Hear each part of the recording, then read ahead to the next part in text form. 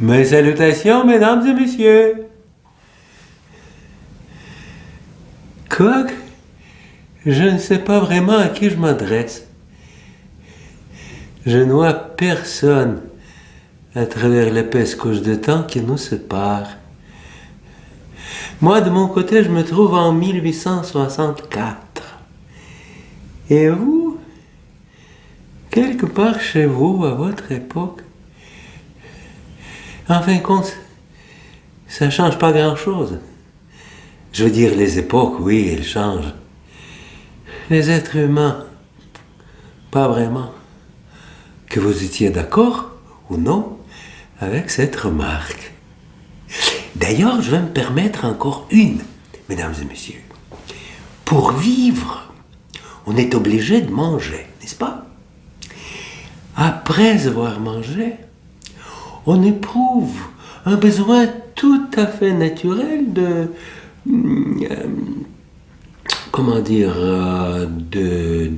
se débarrasser de la substance produite par notre estomac. Voilà. Du côté de la tête, on constate un processus similaire. Nos observations, notre expérience ainsi que notre éducation nourrissent notre cerveau, si on en possède un, bien entendu. Ce qui, à son tour, éveille une nécessité tout aussi légitime de se libérer de les substances produites par notre matière grise. Autrement dit, une nécessité de partager nos réflexions. C'est ce qu'on appelle s'exprimer. S'exprimer. Ma main au feu. De ce que je dis, vos oreilles n'ont retenu que le mot sexe. Et en ce moment, vous avez de la misère à vous rappeler, et je dis s'exprimer ou sexe en prime. Franchement, mesdames et messieurs, j'ai prononcé un des mots les plus chastes du dictionnaire. S'exprimer. Je m'exprime, donc j'existe, comme on dit. Maudit. Et je dis maudit? Ça, c'est un carnet. Un carnet qui contient mes réflexions. On peut dire alors, ce sont mes réflexions. Un carnet.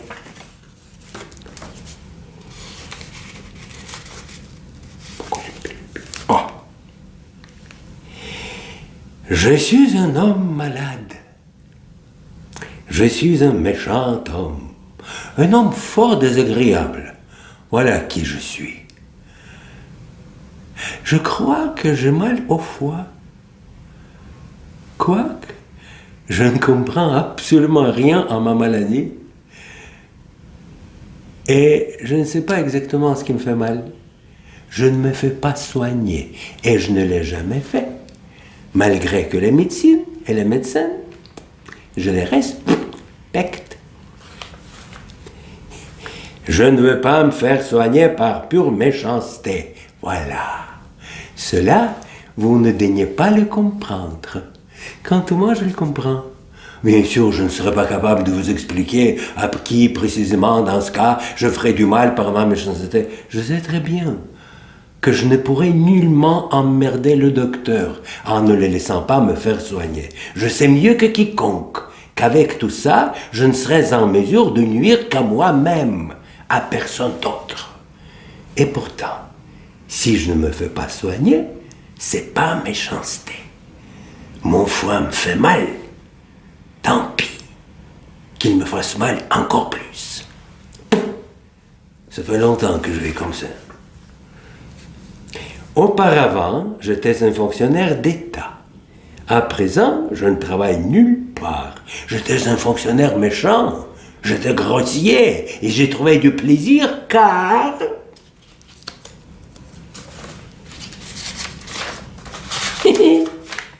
je n'acceptais pas de pot de vin. J'aurais dû alors me récompenser au moins avec cela.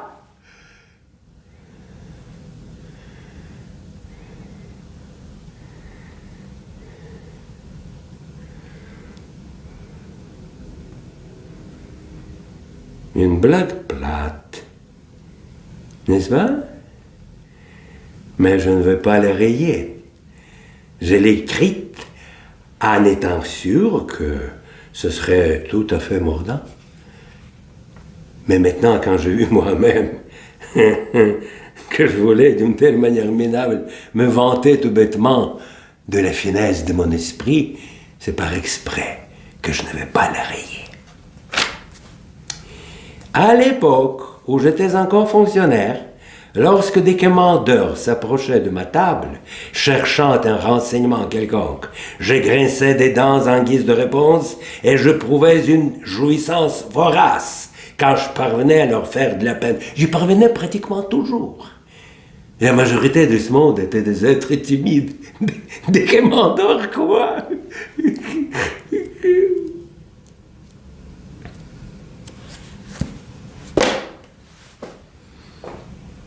Mais savez-vous, mesdames et messieurs, quel était le motif principal de ma méchanceté? L'injustice la plus dégoûtante de toute cette affaire était dans le fait qu'à chaque instant, même au moment de ma plus grande colère, je me rendais honteusement compte que non seulement je n'étais pas devenu méchant, mais que je n'avais même pas réussi à devenir un rien du tout. Je vous ai menti tout à l'heure que j'étais un fonctionnaire méchant. C'est par méchanceté que je vous ai menti. De toute façon, quand il y a un an, un de mes assez lointains parents m'a laissé 6 000 roubles d'héritage, j'ai démissionné sur le champ et je me suis installé ici, dans ce trou. Ça fait longtemps que je vis dans ce trou, mais depuis un an, je m'y suis installé définitivement, pour de bon, à jamais. Et j'achève là-dedans ma vie en me taquinant avec une méchante consolation. Comme quoi, un homme intelligent ne peut jamais devenir sérieusement qui que ce soit. Il n'y a qu'un imbécile qui devient quelqu'un. Ouais, un imbécile. Je vous jure, mesdames et messieurs, d'avoir trop de conscience, c'est une maladie, une vraie maladie, une maladie absolue. Pour l'usage humain, plus ou moins confortable, il est amplement suffit de voir une conscience humaine ordinaire. Cette conscience, par exemple, que possèdent tous les individus soi-disant spontanés, ainsi que des politiciens, c'est-à-dire la moitié, les 3/4 de la dose destinée à l'homme cultivé de notre tout à fait fou 19e siècle, à l'homme qui a de plus le malheur excessif habité Pétersbourg, la ville la plus préméditée de tout le globe terrestre. Dans un tel comme aujourd'hui, morne et humide matin pétersbourgeois, quand à travers le brouillard épais derrière la fenêtre, je m'efforce en vain de discerner les signes incertains de la vie,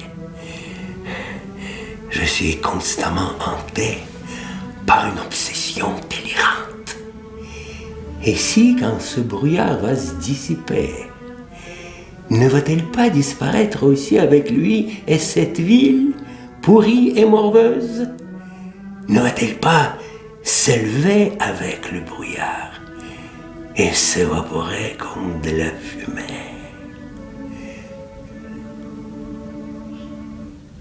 Ne pensez-vous pas, mesdames et messieurs, que je vous raconte tout ça pour me moquer des êtres spontanés et des politiciens?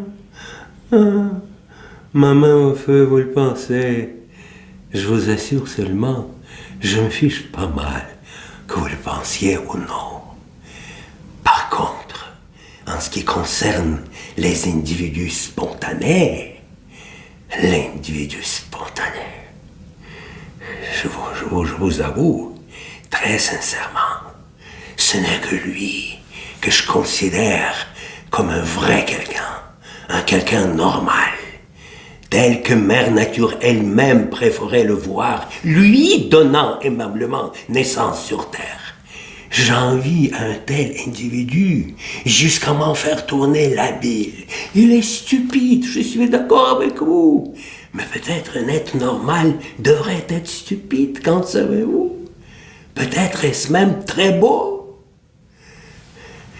Cessons d'être hypocrites, mesdames et messieurs. Je suis fermement convaincu que non seulement trop de conscience, mais n'importe quelle quantité de conscience est une maladie. Dites-moi, s'il vous plaît, une chose. Pourquoi est-ce que, juste dans les moments où j'étais le plus apte à prendre conscience de toutes les finesses du beau et du sublime, comme on disait jadis chez nous, il m'arrivait non seulement à prendre conscience, mais à commettre déjà des actes tellement répugnants, tellement bref, en un mot, que tous les font probablement. Mais que moi, comme par exprès, je les perpétrais juste aux mêmes instants où j'étais le plus conscient qu'il ne fallait pas les commettre du tout. J'avais honte, mesdames et messieurs, imaginez-vous. Je sentais une sorte d'amertume exécrable m'étouffer lorsque par une des plus dégoûtantes nuits pétersbourgeoises, je rentrais ici dans mon trou, dévoré d'une conscience pénible qu'aujourd'hui aussi je commets encore une autre bassesse, que ce que je fais est totalement irréparable. Et de l'intérieur, clandestinement, je me rongeais à toutes dents, je me torturais et blâmais, jusqu'à ce que cette amertume étouffante ne se transforme à une maudite espèce de douceur et finalement en jouissance la plus franche. Oui, mesdames et messieurs, en jouissance. Cette jouissance provenait d'une conscience éclatante de ma propre honte. Du fait que je sentais moi-même que j'avais atteint le dernier mur, que c'est moche sans doute, mais qu'il est impossible que ce soit autrement, que plus jamais je ne deviendrai un autre, que même si je voudrais devenir quelqu'un d'autre, je ne pourrais rien faire de toute façon, parce qu'à vrai dire, il n'y a peut-être plus rien en quoi me transformer. Il faut que vous sachiez, mesdames et messieurs, je suis énormément pétri d'amour-propre. Je suis terriblement méfiant et explosivement successible comme un bossu ou un nain. Mais je vous le jure, si par exemple il m'arrivait de recevoir une gifle, j'en serais même content à la con. Même dans une gifle, je serais capable de trouver une sorte de jouissance. Une jouissance du désespoir, bien entendu. Mais c'est dans le désespoir qu'arrivent les jouissances les plus ardentes. Surtout quand tu deviens excessivement conscient dans quelle espèce de merde on t'a réduit. L'essentiel, c'est que moi, le premier qui se trouve toujours coupable de tout, et le plus fâcheux, coupable sans culpabilité, et pour ainsi dire, d'après les lois de la nature. Je suis d'abord coupable, parce que je suis plus intelligent que tous ceux qui m'entourent. Je me suis toujours senti plus intelligent que tous ceux qui m'entourent. Et parfois, imaginez-vous, j'en éprouvais même de remords. Je suis ensuite coupable d'être totalement convaincu que même si je possédais une certaine grandeur d'âme, je ne serais pas capable de rien faire avec, ni pardonner, car mon offenseur peut-être m'a giflé en vertu des lois de la nature. Et les lois de la nature sont impardonnables, ni oubliées. Car n'empêche qu'il s'agit des lois de la nature, c'est quand même humiliant.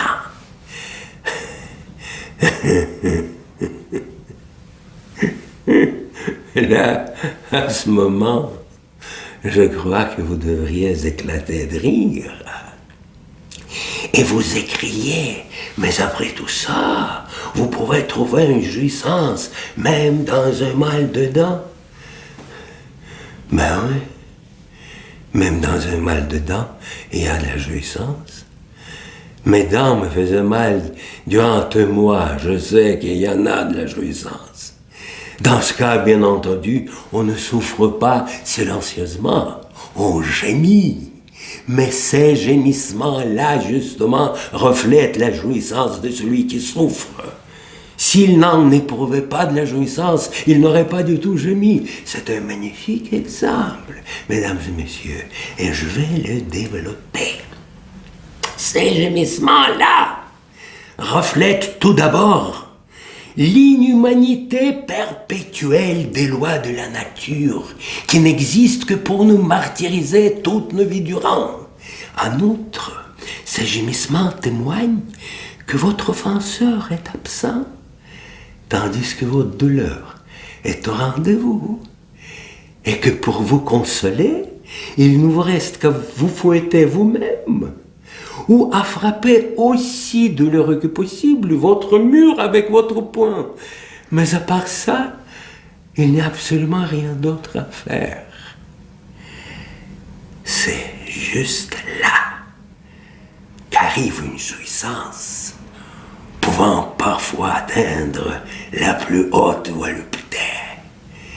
Prêtez l'oreille, mesdames et messieurs, au gémissement d'un homme cultivé, souffrant du mal de dents, disons le 2e ou le 3e jour de sa maladie, quand il commence déjà à ne pas gémir comme il gémissait le premier jour, c'est-à-dire pas tout simplement parce que ses dents lui font mal, pas comme gémit je ne sais quel moujik mal appris, mais comme le fait un homme cultivé, capable de prendre conscience de toutes les finesses du beau et du sublime.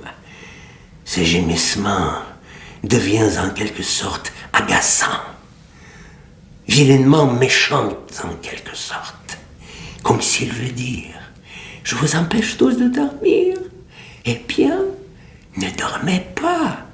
Sentez chaque seconde, vous aussi, que moi, j'ai un mal de dents. Je ne suis plus une idole pour vous comme auparavant, mais juste un homme désagréable, tant mieux. Je suis heureux qui vous m'ayez démasqué. Écoutez alors mes gémissements minables. Tenez, je vais vous pousser encore un mugissement le plus agaçant. » Елена Онегин de Пушкин l'avez-vous lu? Souvenez-vous de cela? Кто жил и мыслил, тот не может в душе не презирать людей. Vous ne vous souvenez de rien. Cela, vous ne comprenez même pas. Je vais vous le traduire. Celui qui vivait tout en restant capable de réfléchir, au fond de son âme, ne peut s'empêcher de mépriser des hommes. Des hommes, des hommes, des hommes. Je crois, mesdames et messieurs, qu'à votre époque hypocrite, il faut préciser qu'il ne s'agit pas des hommes en tant que mâles, mais des êtres humains en général. Peu importe. De toute façon, je vais le formuler autrement. Celui qui vivait, tout en restant capable de réfléchir, au fond de son âme, ne peut s'empêcher de se mépriser lui-même. Mais est-il possible de ne pas te mépriser quand, gaspillant bêtement des années que ta vie t'a prêtées, tu ne t'occupes de rien d'autre que de rechercher le plaisir dans ta propre humiliation? Après tout, je me considère comme un homme intelligent pour une seule raison peut-être, que de toute ma vie, je n'ai rien pu ni commencer, ni achever, ni faire tout court. Et ce n'était pas du tout à cause de la paresse. Oh, oh, mesdames et messieurs, si je ne faisais rien que par paresse, mon Dieu, comment me respecterais-je alors? Je me respecterais précisément parce que je serais capable de posséder au moins une qualité tout à fait définitive. Question, qui suis-je? Réponse, un paresseux. Mais, mesdames et messieurs, c'est une vocation, c'est un titre. Je suis alors membre à part entière de la société et je ne fais rien que me respecter sans cesse. J'ai connu un monsieur que toute sa vie durant était fier de ne jamais consommer du café. Il considérait ça comme sa qualité parfaitement positive et ne jamais douter de lui-même. Il meurt, non seulement la conscience tranquille, mais même triomphante. Quant à moi, si j'étais tout simplement paresseux, n'en doutez pas, je me trouverais immédiatement des activités appropriées. Je sais pas, par exemple, boire à la santé de tout ce qui est beau et sublime. Mais que le diable m'emporte, je transformerais alors n'importe quoi en beau et sublime. Dans la merde la plus puante et indiscutable, je dénicherais le beau et le sublime. J'exigerais que me montre du respect. Je pourchasserais ceux qui ne m'en montreraient pas. Je vis tranquillement, je meurs triomphant. Mais mon Dieu, c'est un rêve. C'est un rêve pur. Sauf que je ne mourrai pas. Comme le génie du conte d'Aladin a été emprisonné dans une lampe, moi je suis condamné à l'existence perpétuelle dans un livre intitulé Les carnets du sous-sol. Les malheureux qui, par une imprudence regrettable, ouvrent ce livre sont condamnés à leur tour à entendre mes lamentations interminables. Je suis un homme malade, je suis un méchant homme, un homme fort désagréable, voilà qui je suis. Bref, je suis un homme. Et je suis toujours en 1864, 37 ans plus tard, juste au début du prochain et aussi tout à fait fou XXe siècle. Un certain meurtrier nommé Satine. Satan. C'est vrai, ça se ressemble. Donc, un certain meurtrier nommé Satine, un personnage de la pièce intitulée Les Bas-fonds.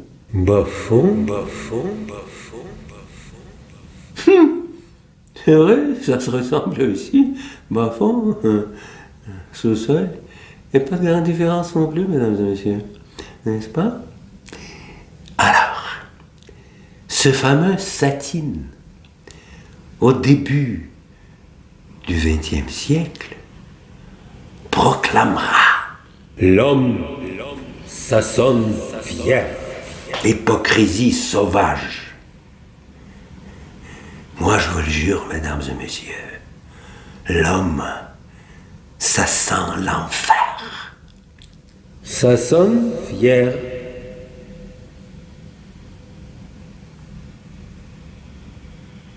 Quoique, au niveau de la prononciation, c'est à peu près pareil.